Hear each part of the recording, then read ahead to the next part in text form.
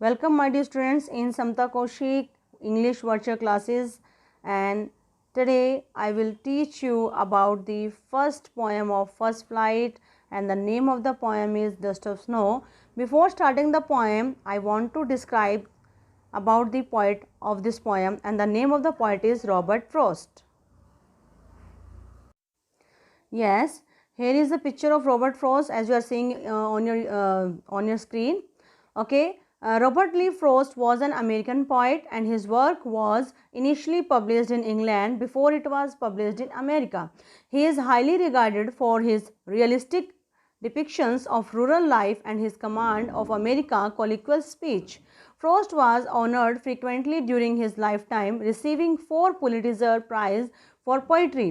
In this line, we come to know that he belongs to America. Firstly हमें पता क्या चला कि वो अमेरिका से बिलोंग करते थे, but there is a different. उनकी जो बुक्स थी, जो पहली जो पोएम या जो भी लिटरेचर उन्होंने स्टार्ट किया, तो फर्स्टली उन्होंने इंग्लैंड में शुरुआत में पब्लिश हुआ उनका, फिर अमेरिका में हुआ. और वो he was one of the great artist of that time, great writers of this time, and frequently मतलब लगातार उनको 4 पुलिट्जर प्राइजेस मिले अपनी कविताओं के लिए. तो हमें इससे क्या चला कि वो उस समय के बहुत ही महान पोइट रहे हैं, कवि रहे हैं अपने टाइम के.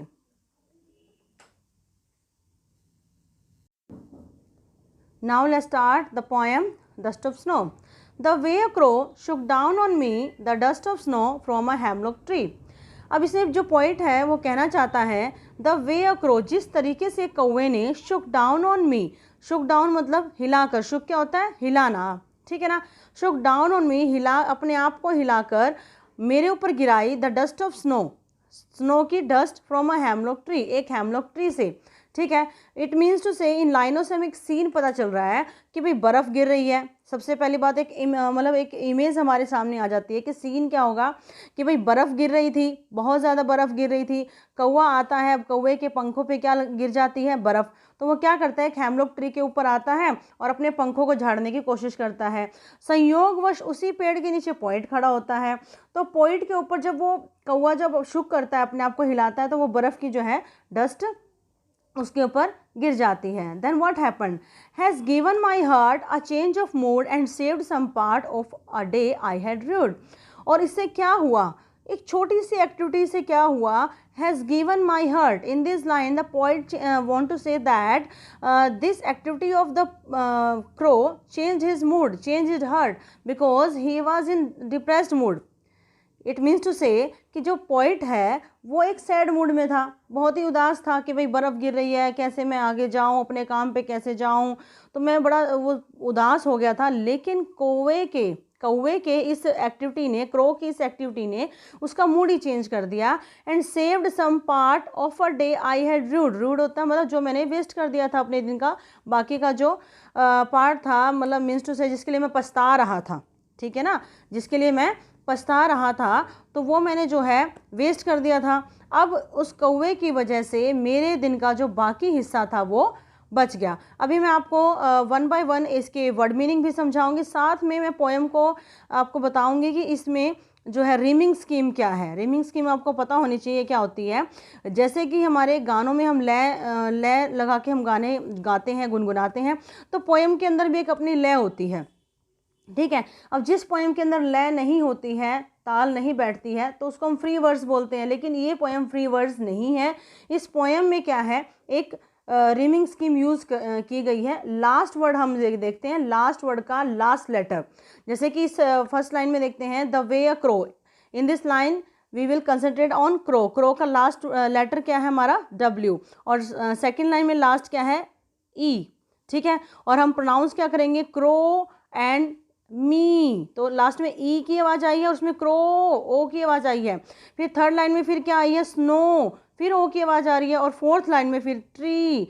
तो इसमें क्या हो गया, पहले ओ को हमने नाम दे दिया ए का, और सेकंड को हमने नाम दे दिया बी का. सेम एज दोबारा से फिर ओ की आवाज़ आ रही है, तो मीन्स क्या रिपीट हुआ, ए. और फिर फोर्थ में फिर ई की आवाज़ आ रही है, तो क्या रिपीट हुआ, बी. तो इस पैराग्राफ की जो रीमिंग स्कीम क्या होगी, A B A B. I hope you understand. Now come to the next paragraph. अब इसमें देखते हैं हम, ट्राई करना बेटा. सभी ट्राई करना। जैसे पहली लाइन का लास्ट जो वर्ड है वो हर्ट, और तो लास्ट में क्या प्रोनाउंस हो रहा है, हर्ट, ट की आवाज़ आ रही है। और नेक्स्ट लाइन में क्या आ रहा है, मूड, फिर ड की आवाज़ आ रही है। फिर रिपीट हो रहा है पार्ट, फिर ट की आवाज़ आ रही है। और लास्ट में फिर रूड, तो उसमें फिर ड की आवाज़ आ रही है। तो ट ड ट ड, तो हमने ट का नाम ए रख लिया और ड का नाम बी रख लिया। तो यहाँ पर कौन सी रीमिंग स्कीम आई, A B. I hope you understand. तो अगर कोई आपसे पूछता है कि इस पोएम की रीमिंग स्कीम क्या है, then you will say A B. I hope you understand the rhyming scheme. Now I will give you the meanings of some difficult words of this poem. Yes, this poem is not very difficult, and not and the poet also not used any typical word, but there are 2 or 3 words. Okay, I will tell you the meaning of these words. Firstly, I will tell you the meaning of shook. ये मैंने आपको हिंदी में बताया था, यानी कि हिलाना, और in English we can say to move. Okay, English में टू मूव और इन हिंदी में हिलाना। ओके, नेक्स्ट मैं आपको बताना चाहूँगी dust of snow. Dust of snow मतलब बर्फ़ की धूल जिसको हम बोलते हैं, और in English we can say tiny particles of snow. Hemlock tree means a poisonous tree, means एक जहरीला पेड़ होता है, ये इसका मतलब ये होता है। और लास्ट में आपको बताना चाहूँगी र्यूड, ये सेकंड फॉर्म है र्यू की, मीन्स टू से रिपेंट, यानी कि पछताना। तो बाकी इसमें जो वर्ड है वो इतने टिपिकल नहीं है। Now I will tell you about the message of the poem. I hope, मुझे लगता है कि आप लोगों ने वैसे तो मैसेज समझ ही लिया होगा, फिर भी मैं बताना चाहूँगी कि इस पोएम का वैसे तो 2 मैसेज हैं। फर्स्टली कि हमें अपनी कठिनाइयों से घबराना नहीं चाहिए। जैसे पोइट है वो बर्फ़ के गिरने के कारण अपने आप को रोक कर वहाँ पर खड़ा हो गया, उसे वैसा नहीं करना चाहिए था। हमें अपने लाइफ में लगातार चलते रहना चाहिए। और दूसरा जो मेन मैसेज इस पोएम का है वो ये है कि this poem conveys the idea that we must appreciate small things. हमें क्या है, छोटी चीज़ों को भी अप्रिशिएट करना चाहिए, because some time they can bring a big change. कई बार वो क्या हमारे लिए एक बड़ा बदलाव ला सकते हैं। जैसे कि इस पोएम के अंदर क्या था, जो क्रो है, एक छोटी सी घटना है, नॉर्मल बेचारा आया, उसने तो अपने पंखों को हल्का करना था, तो जो बर्फ़ उसके ऊपर गिरी थी उसने वो हटा दी और फिर उड़ गया अपने काम के लिए। कौवे का काम क्या होगा, सिर्फ अपना खाना बटोरना, ठीक है। तो उस कौवे की छोटी सी एक्टिविटी ने क्या करा, पोइट का मूड चेंज कर दिया, ठीक है। और अगर पोइट उस एक्टिविटी पे ध्यान नहीं देता तो शायद वो वहीं पर रह जाता, ठीक है। लेकिन उस छोटी सी एक्टिविटी ने पोइट को समझा दिया कि भाई मैं यहाँ क्यों खड़ा हूँ, जब एक पक्षी अपने काम को कर रहा है, वो रुक नहीं रहा है, तो मैं किस लिए रुका हूँ। तो आई hope you understand the message of this poem. If you have any problem regarding the poem you can comment me. Okay, thank you, have a nice day.